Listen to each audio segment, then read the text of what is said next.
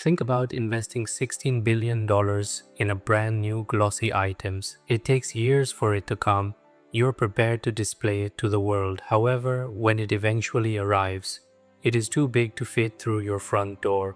In 2014, France experienced precisely that. France is known for its railroads. They have some of the world's fastest and most advanced railroads. However, they made a mistake in 2014 that was so straightforward and startling that everyone stopped to wonder, how did this happen? To understand this, we have to go back a little. France has always been proud of its railway system. They have the TGV, which is their high-speed train. For years, people loved traveling on it. It was fast, it was comfortable, and it made the country feel connected.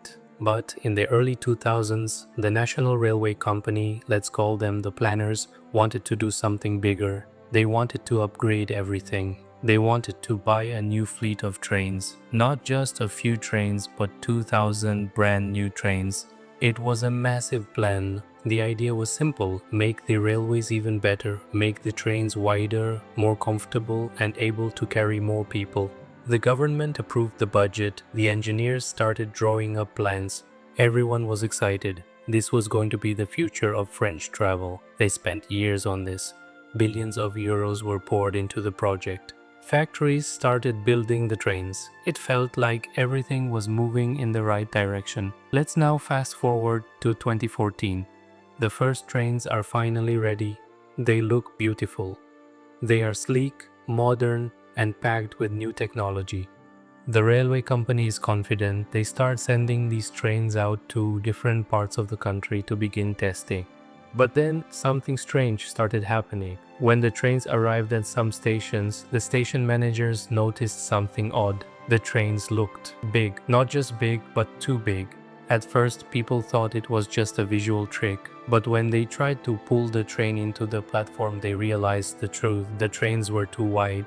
I want you to understand how specific this was. We are not talking about meters here. We are talking about centimeters, just a few centimeters. In fact, the trains were about 10 to 15 centimeters, or roughly 4 to 6 inches wider than they should have been.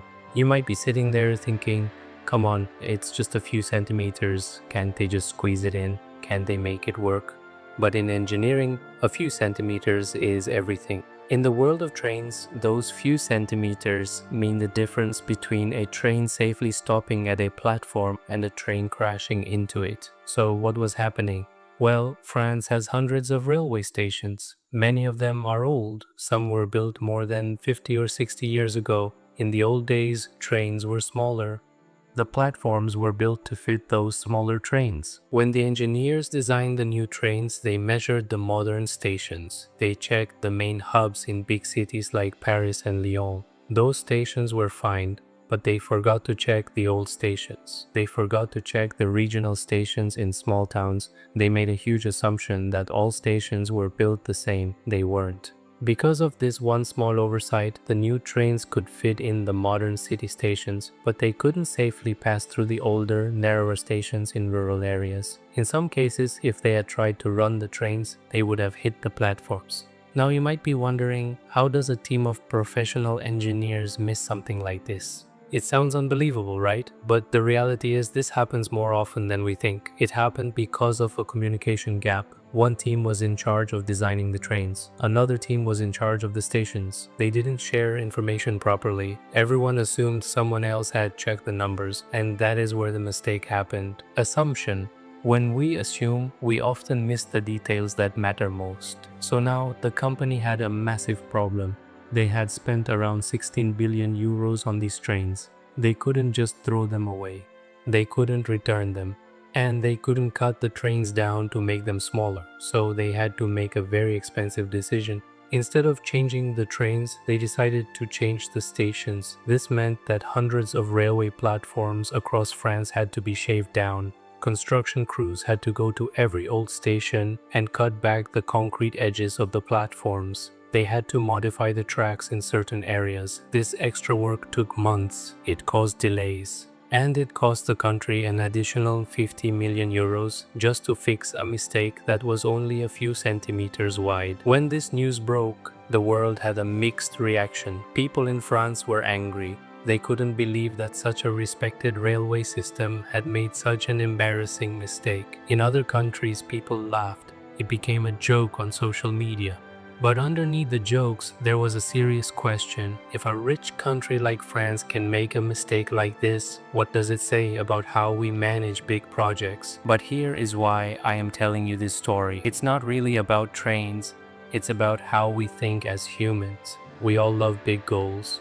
We love thinking about the future, about success, about the money we are going to make. But sometimes, when we focus too much on the big picture, we forget the basics. We forget to check the small things. We forget to make sure the details fit. And in the end, it's never the big, complicated things that ruin our plans.